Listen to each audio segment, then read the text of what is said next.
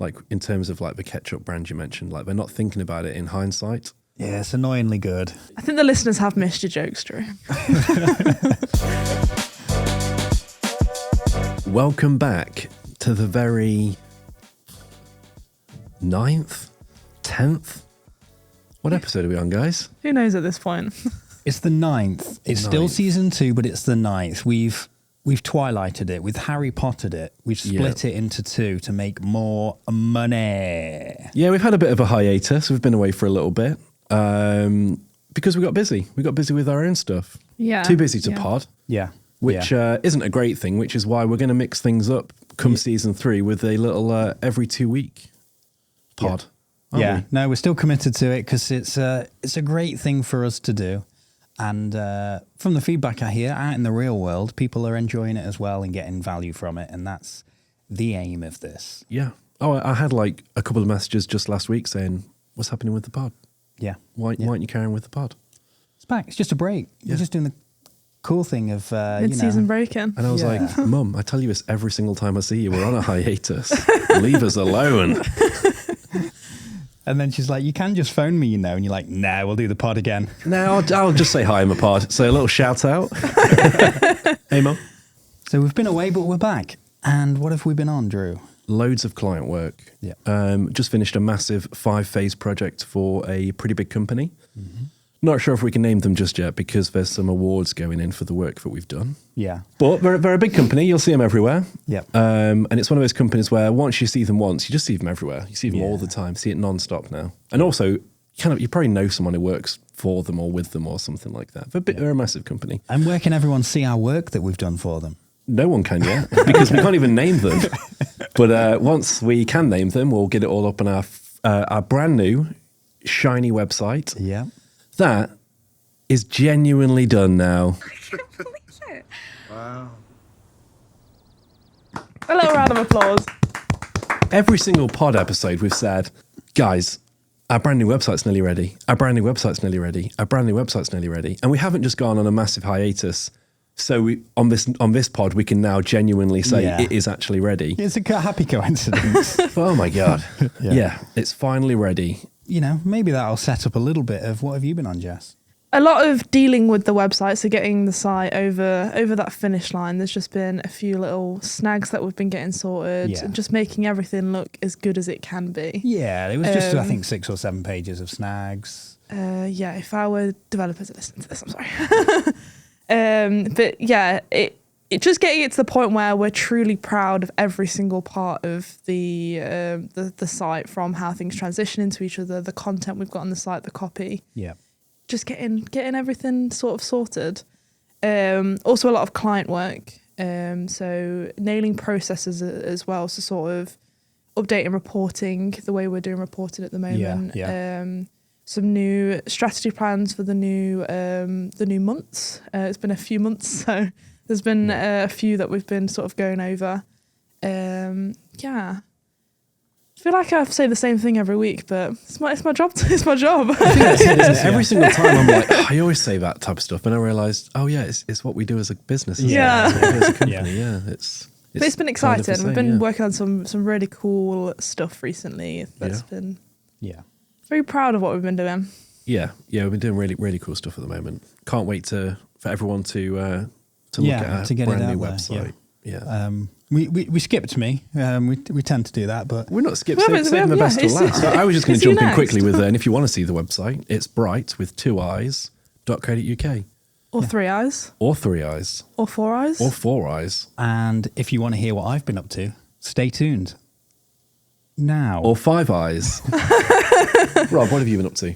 I've been working on a lot of strategy for clients, looking at process and stuff with Jess, trying to get those touch points in place for people so they can. It's tough because there's so much data and we handle so much data. You don't want to overwhelm people, but they need to be informed and they need to understand, what it means as well. Yeah. So if you give them too much, you're having to explain every point. But also, clients can go off and Google stuff, but the data doesn't necessarily tell the picture. You might have, it's changed now because of GA4 coming in, but traditionally, an example I thought of was a high bounce rate. Yeah. People would be like, the bounce rate crazy, but it's because their landing page is the landing page, and they're taking that information or submitting the form, but that counts as a bounce because they're not going to another page. Yeah, if there's not a thank you page. It depends on how it's site's set up. Yeah. Set up, yeah. But yeah, lots of data work. We've been migrating a few clients who have been experimenting with Google Ads, LinkedIn Ads, and Bing. Going across there. Haven't done Bing for a good few years, and it's rubbish. But but the actual results quite well, and it fits their personas because it's Bing. The only people who use Bing are those who don't know how to download Google Chrome, basically. Yeah. So you get a built-in Firefox. A built-in demographic of non-techies is what you get on Bing. So for this particular client, it sits really well. So it's early days, but all signs look good for it. So that's been exciting. Yeah. Cool. And those ads, they're a really good example of getting some short-term wins, which is related to our main topic. Jess, what is it? So today we're looking at, and it's kind of brought upon, we've had some clients recently speaking about a lot of vanity metrics and a lot of short-term wins. Yeah. So things like increasing followers on LinkedIn or getting a slightly better cost per click on an ad. Those smaller things that do mean quite a bit, and they will add value to your marketing, but they aren't necessarily building that like solid marketing strategy that you need for the long term. Yeah. So we want to look at short-term wins versus a long-term marketing strategy. Yeah. Yeah. And the long-term aims of that, building your brand and your company for longevity and how to, get there. I guess it's also when to do both. Yeah. So when to prioritize short-term wins, when to put goals for them in place, but also when to build that longevity, like you say, when to have that fully established plan, and when to adapt on that. Yeah. And we've had it, and it's evolving all the time. But we've had it where, you take a job, especially in the early days, where it's for cash flow reasons, basically. You're taking a job, but it's not the type of portfolio work you want to build, or it's not the type of customer you want, in 3 years' time. But you have to take that short-term win. But it's trying to recognize when to, when to keep that focus on the long-term aims of what you're doing as well. Yeah. So how would you define short-term versus long-term for our listeners? Well, short-term wins is something we come up against every time we see a new client come on board. Yeah. They're coming on board to improve their marketing, and nothing better than an influx of leads. That's what they want. They want those short-term wins. Certain platforms are geared up for that. Yeah. Google PPC are prime for it, because with that you get real user intent marketing. Someone who's Googling, I need a new conservatory, or what a conservatory price is. It's someone wanting to buy a conservatory, pretty much. That's their intent to do that. So that's a real, short-term win possibility for people. Yeah. But the thing with short-term versus long-term is, if you're in a service company where your contracts are much larger and your lead times are longer, and you don't have that sales pool of things, it's hard to, you obviously want those short-term wins and get those contracts in, but really they come about through the long-term strategy. Yeah. It's like a gardener, for example. Someone Googling who can mow my lawn, and having that like short-term win where it's like paid someone, I don't know how much people pay, but 30 quid to someone to mow your lawn. Yeah. They've come and done it, that's fine. Where it's then building that customer loyalty where when they need someone to put down a patio for them, or to put in some new fencing or a new hedge, or any gardening services that you need, you're building that loyalty for that gardener. So it's kind of, you want the short-term win, but then you also need to sort of have that long-term strategy in place to turn those short-term wins into a long-form sort of lead. Yeah. In the corporate examples we see, people don't need these services all the time. Yeah. So the long-term objective is making sure you stay in their mind for when they do. That's the long-term strategy that comes up. we do a lot of that marketing and that branding and that website building and keep that flow through there for that reason. So, but there's an area of short-term wins, and it feeds into the vanity metrics that you mentioned, Jess, that I see a lot, and a lot of our clients are sort of seduced by it, and it's the sort of stunt marketing. It's, you know, people just trying to shock for shock's sake. Yeah. When really that is going to almost certainly go in the opposite, unless you're Ryanair, whose long-term marketing aim is to be the most talked about brand on the internet. That won't suit everybody or nobody. Maybe not even Ryanair. We'll see. But it's got to go against that, right? That sort of stunt marketing for your long-term objectives. Yeah. I think especially when I think the examples you're talking about, they all look and feel exactly the same anyway. Yeah. So they're short-term wins, but they're identical. So I couldn't tell you what businesses did it recently. I couldn't name them again. Yeah. They all end up becoming derivative, don't they? Yeah. There's no long-term, like, you can't replicate it very often either. So it's like Thursday, for example, they did some really good, like, out-of-home, like, stunt marketing type things, probably starting about a year and a half ago.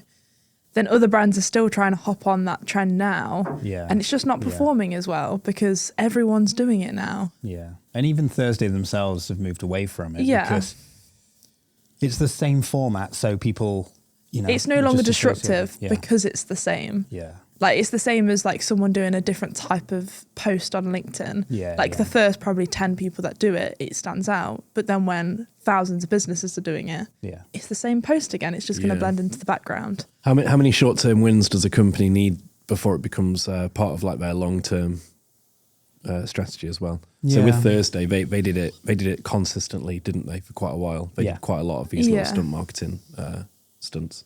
But then surely that becomes part of who they are, and it does feed into that kind of like long-term brand awareness.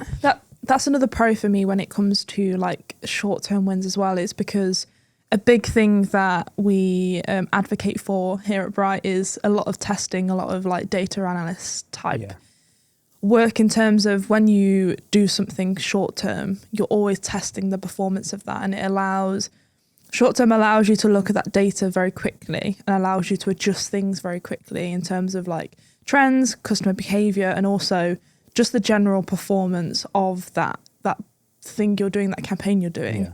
Whereas long-term, you're hoping that you already have that kind of structure in place, so you already know what's working, what isn't working. Yeah. You should still test in your long-term strategy. I'm not saying that. It's just short-term is more...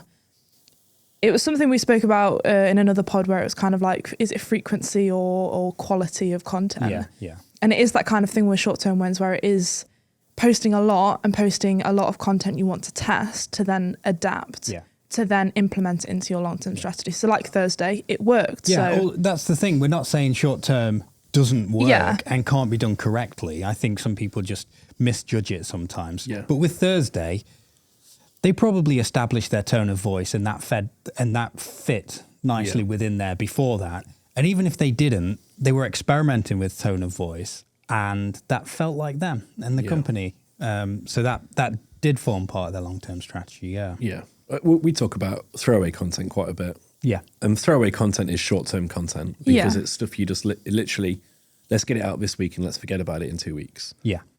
Like, you know, if it works, then that's brilliant. It's done what it needed to do. If it doesn't work because it's work that's probably experimental or we're just testing things, that's fine, because like we say, in a couple of weeks, people are going to forget about it. Yeah. Once you post the next bit of throwaway content, someone's forgot about it. Yeah.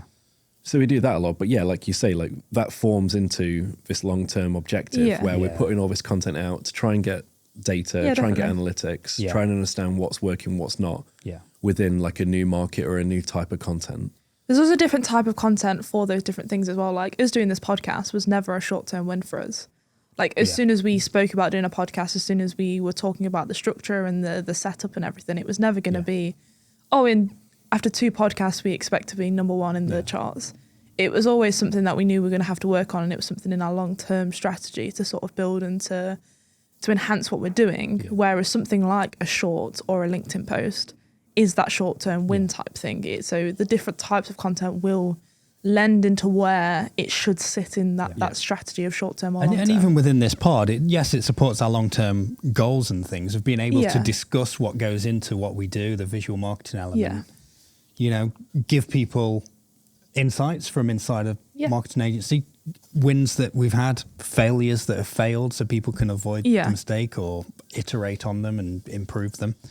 But there are short-term wins. So we have got a lot of content that is, you know, throwaway content in a sense that there's still value in it, but it's just, we know that producing a lot of content gives you a chance of some of them catching in the ether and people picking them up.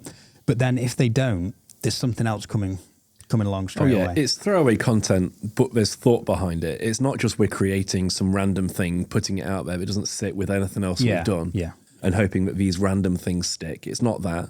It's where we're experimenting, but there's thought behind it because it will lead into, or ideally lead into, this like bigger strategy. Yeah. Short-term win and throwaway content doesn't mean it's random stuff you're randomly doing that's easy and just quick and you're getting to get stuff out. Yeah. It does mean that there's still thought behind it. There's still strategy behind it. So we've spoke about the pros of short-term wins, and there definitely are several of them. There's no reason why companies shouldn't be after short-term wins. Yeah. Especially when reigniting their marketing efforts. Yeah. So an influx of leads should be a short-term win because you just don't want it at the expense of the long term, do you? So what would be the negatives of people prioritizing or even having a lot of short-term wins or going after a lot of short-term wins? It's just losing sight of the long term, I think. So you every company wants to build for longevity, really. Yeah. You know, there are companies there who the owner wants to just scale up quickly in 3 years and sell. But people want to build an established company, right? Yeah. Where their you know, their purpose and their values make sense and endure. It's the reason why I saw a post recently, and I'll find it so we can put it up, where it was the ketchup, Heinz ketchup versus the supermarket brand. I think it was Sainsbury's. And they're both ketchup, both taste amazing on your turkey dinosaurs, but Heinz was 4 times as much. Yeah. And that's because their long-term marketing strategy is paying off and they've got that brand, you know, value in there and people value that brand. On that as well, it's like forecasting. So short-term wins often leads to like shallow relationships. Yeah. To relationships that don't mean much to the customer or the business. Yeah. There's no customer loyalty. They're not advocating for you. They're just sort of, which is fine sometimes for B2C. So when you're buying a pair of shoes, it's very transactional. Whereas a service-based company, the hope is that a company is going to come back to you, either have retainers with you or be a return customer, like you're their go-to for that service or product. Yeah, we could do it. We could get a new client on board and be like, oh, we can create this video and it will get, you know, thousands of views. But will that convert into leads? Will it convert into sales? You know, we can run ads and drive so much traffic to a website, but is it the right traffic? Yeah. You know, they're the short-term wins. If you put your KPIs around that, it's not, you're not hitting those long-term goals. Yeah. It's also unsustainable growth. So as business owners, if you had like loads of people coming to you for one-off videos or one-off content creation or an ebook or something, there's no forecasting. You can't say, oh, we had 10 like one-time clients this month. You can't guarantee 10 next month. You can't guarantee 10 the month after.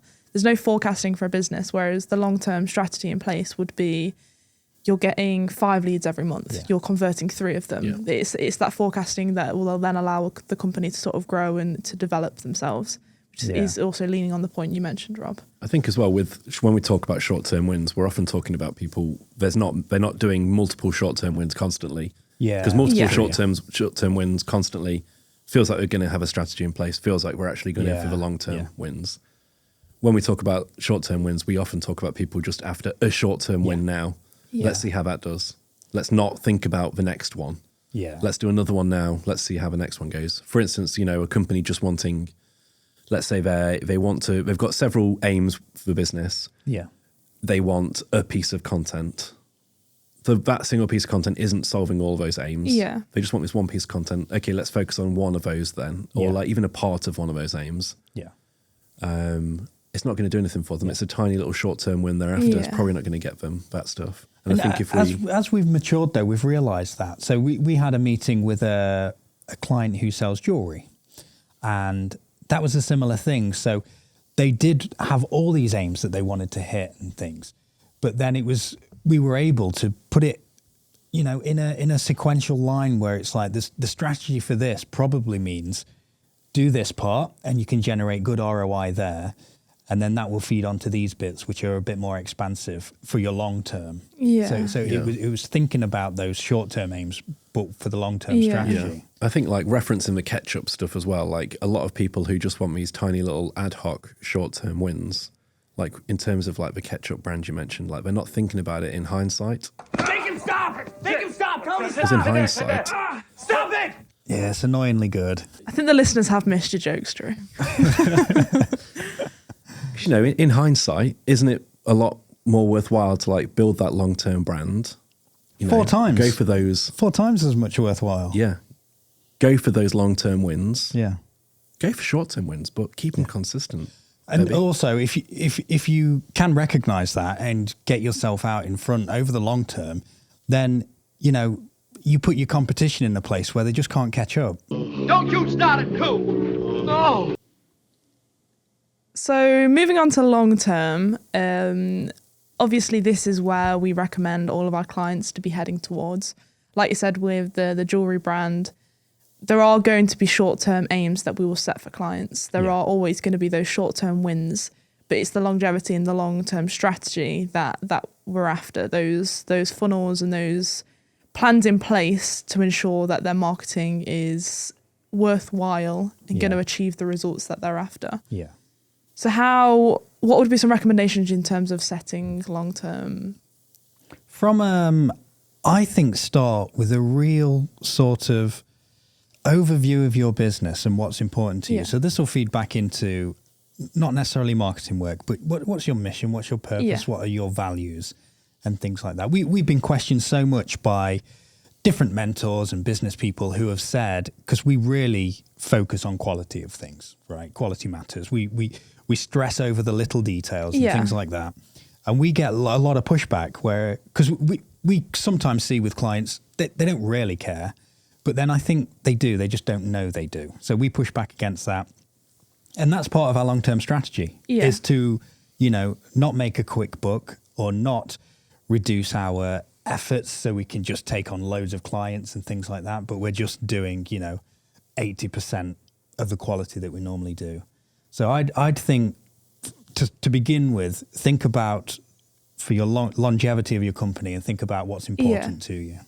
I'd say it's also more around, and I say the word invest, and I don't necessarily mean monetary investment, even though I do recommend going to providers which can help you with this. Yeah. But sort of investing in your brand and what that means in terms of your visual identity, your tone of voice, and like you say, your mission, what you're after, and having those goals in place and having a core strategy in place that looks at your differential to competitors and a real strong strategy plan that will look at, and it can be year long, it can be every 3 years you do this, it just depends on the business, but it sort of sets goals that you want long term. It even allows new people or even current people that are kind of stuck in a little bit of a rut to look back on this strategy and say, well, this content I'm creating, it doesn't really align to the tone of voice or it doesn't align to the brand or the storytelling that we want to get across. Yeah. And it also helps for the short-term wins. So I was kind of saying short-term wins probably take a little bit less time to create. Sometimes you're testing things very quickly. You're putting content out on a bit of a scale compared to long-term.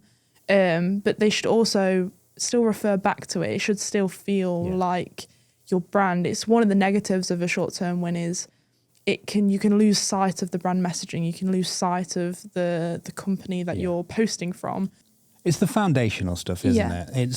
It's brand and visual identity. And if you think of any company, well-known brand, they've put that time and investment into their visual identity and done that work.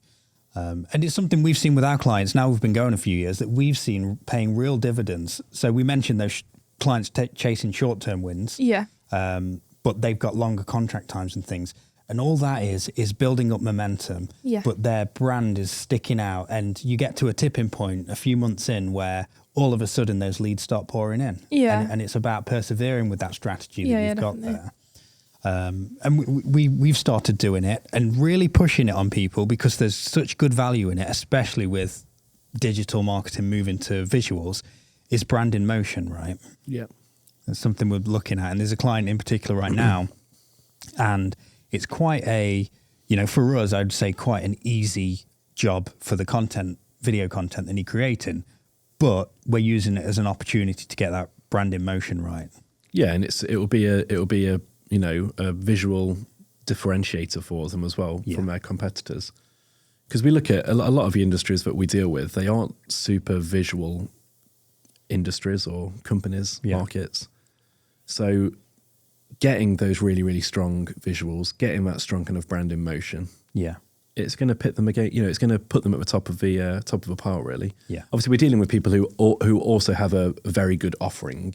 Yeah. If you've got a terrible offering, but you've got great visuals, it doesn't really matter. Yeah, yeah. But they have a great offering. They have they run kind of semi-established or established businesses already. Yeah.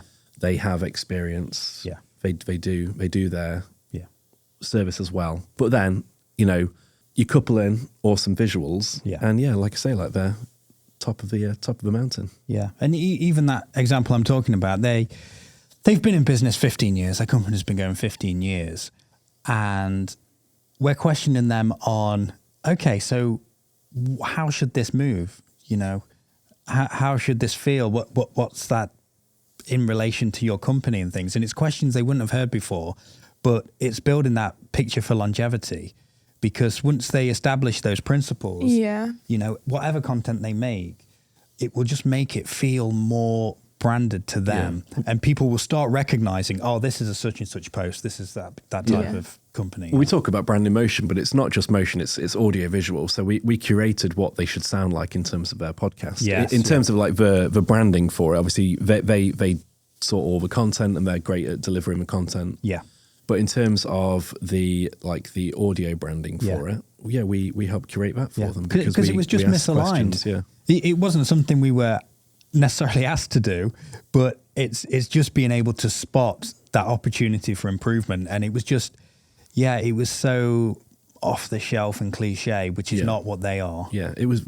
I've not heard any recent podcast with the Benny Hill theme tune do well. So it was odd. It was an odd choice. At this point, do we cut to us doing Benny Hill? Do we just run around for a bit? The audio listeners, but genuinely. What's Benny Hill? Jess, you're so young. Bringing us down. Oh, gosh. Cool. So we spoke about short-term and long-term individually. Yeah. But it's all about striking a balance between the two. Yeah. I'd never recommend either or. They both need to sort of be... you need to strike a balance between having short-term wins and putting short-term campaigns out. So it might be promotions. It could be, I don't know, a Father's Day, 30% off. How about we do like a random example and we then say a couple of short-term wins and some long-term wins for them? Yeah. Yeah? To give an example of how we can blend these. Okay. So what was the last thing you bought? The last thing I bought was a pair of dinosaur print child ear defenders. Okay, brilliant. And it's good that you got specific with it. So... Can I actually going to look great in them, Drew? Thank you. And for the listeners, I already do. So ear defenders, I'm guessing they're pretty big with kids. I've seen them at festivals and things and events. Yeah. It's for a loud event. Yeah, very loud. Is that why event. you brought them for a child, or was it dinosaur print for you? Dinosaur prints for me, because they can't see them. Yeah, that's true, yeah. Yeah, so the visuals are for me. And they can't hear them. Yeah, exactly. The ear protection's for them. Yeah. So short-term wins would be, it's coming up to festival season, or we're in festival season, should I say. It would be a discount code for certain festivals. Yeah. Could be a discount code for the whole of the festival season. Yeah. Could be signing up to a newsletter to get that discount code, which is a short-term win in terms of building your newsletter. It could be promotions in terms of like buy one, get one free. If you're a new company trying to build You could also go to festivals like that and offer discounts at the festivals, short-term wins in terms of people are wanting them while they're there. Yeah. Get them in the hands of influencers. Yeah. Get some reviews going for that. Drum up some attention that way. That would reviews lead that way, into a little bit of a long term through reviews. Getting sort of brand recognition and awareness for the brand. Some of the short-term wins. And short-term wins, pay-per-click. I'm assuming you just Googled ear defenders and looked at some that looked good. Yeah. Had good reviews. Yeah, I put toddler ear defenders in. Yeah, perfect. Yeah, short-term wins. So real intent marketing. You knew you wanted to buy some. You searched for it, looked at some, ordered. I'm not going to lie, I did just buy the first ones that I saw that had a dinosaur print on. Well, that's why like the metrics on getting your ads number one is just primo. So, for dinosaur ear defenders, if you're in slot number one, even compared to number 2 or 3, you're converting 80% of those. Which leads into long-term strategy. I would say that is a long-term strategy. It's getting high up in those SERPs on paid and SEO. Yeah. So having strong SEO strategy in place where it's toddler ear defenders, toddler festival ear defenders, child ear defenders. They're sort of keywords you're going to want to be on your site and be high up in those search terms. Also bidding on sort of competitor stuff as well. So if there are anyone well-known, I don't know, ear defender brands, but there could be popular ones. You're also high up on their competitor in. No beats. That's my pitch for ear defenders. Yeah. You don't get to hear them. The beats. Yeah, I like it. Also, headphones, beats. I'm going to go for Nomentums, like the Sennheiser Nomentums from really Nomentums, Other long-term strategy would be email marketing, so building that loyalty. So once Drew's brought those ear defenders, this time next year, his child could be bigger. They might need bigger ear defenders. They could buy. You're hoping he grows. But you could have brought it for your newborn this year, whereas next year he could be a bigger and need toddler ones. It could be. I'm hoping he grows too. Yeah, ideally he'd grow to the same size at the same stage, so you could just pass them down. Yeah, that's obviously But the hope. also, you might throw some more babies out there. You might also just go off dinosaur print. Yeah. What new print, new styles colour and stuff. Yeah. So building up that customer database. And working there. I think you could have ambitious long-term goals, and these short-term goals could feed into it. So maybe you're working towards a partnership with a festival. Yeah. And getting them in there. So if you're looking at, influencers that go to festivals, or if you're looking at those campaigns-based seasonal campaigns with the discount code for festivals. It's even like Glastonbury or something. They've got like a specific kids campaign, kids area, kids entertainment. It could be a partner with just that section of the festival where it's building those partnerships. But there's some great long-term and short-term leads, allowing them to build a strategy up. User-generated content could also be within their sort of long-term strategy, so building that brand loyalty and getting other people to promote their content through their own content. And brand recognition, full stop, right? That's the long-term strategy. That plays into the Heinz example. Yeah. You want to be making a great product, charging a premium for it, and people willingly doing it because they trust the brand. You've built that, and that's part of their... All of those short-term exposures are part of that long-term strategy, right? Yeah, so a big takeaway then is like if it's a short-term win, we're really talking about stuff where it could just be a single isolated bit of content or approach, or it's not, it's just a single channel. Yeah. Whereas then if we're talking about the long-term, it's omni-channel, multi-platform. Yeah. Blending loads of different approaches, loads of different kinds of content. And I guess the purpose is just think about those short-term wins and those campaigns within that longer-term model, right? Yeah. So there's no reason you can't experiment, as we said and love to do, but place it within there and do the foundational work. So make sure they still reflect the company's values and they're not at odds with it. Yeah. And make sure you're investing in those visuals and stuff and making sure it carries through, because it's, silly to run a direct mail campaign that will generate some feedback for you and some orders, hopefully, but if there's no brand association, no anything, Yeah. you're not building, Yeah. you know, Oh, for the it's- longevity. Yeah, it's the equivalent of just, you know, getting a really, really good newsletter out there, trying to get that short-term win off that one newsletter blast, and then Yeah. not doing it again. Yeah. Yeah. No, Do you know what I no, mean? no Yeah. follow-up, no Yeah. funnel, Yeah. no nothing. Yeah. And I'd say it's easy to get caught up on short-term wins. Yeah. And it's easy to see a boost in sales and continue to do short-term wins.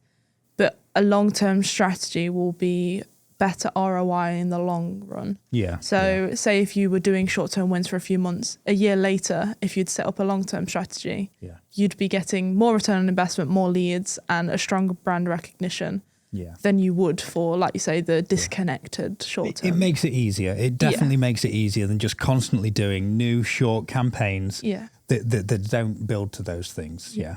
I think there were some good takeaways there for people, some good advice on short-term and long-term wins. Yeah. And it's just been a good podcast back, guys. Yeah. Yeah. It's nice to be back and doing this and chatting about marketing shares. Yeah. Good reason for a hiatus, but let's try not to do it again. Yeah. What do you reckon? Let's bash out the rest of season 2. Yeah. Get some great content out there. Yeah. Season 3. I don't want to spoil anything right away, but it's gonna be a guesty one. Yeah, we'll get some guests on. I think it's like it's a long running sitcom, right? Season 3 tends to be where it gets really good. They're the memorable ones. Yeah. And they bring in those special guests, those cameos. So we're already booking Danny DeVito, Yeah. Ray Romano. Yeah. We're gonna get those, you know, sitcom. Van Damme gets a Classics. mention. And on that note, we'll see you next week. Toodles. Wakey, wakey.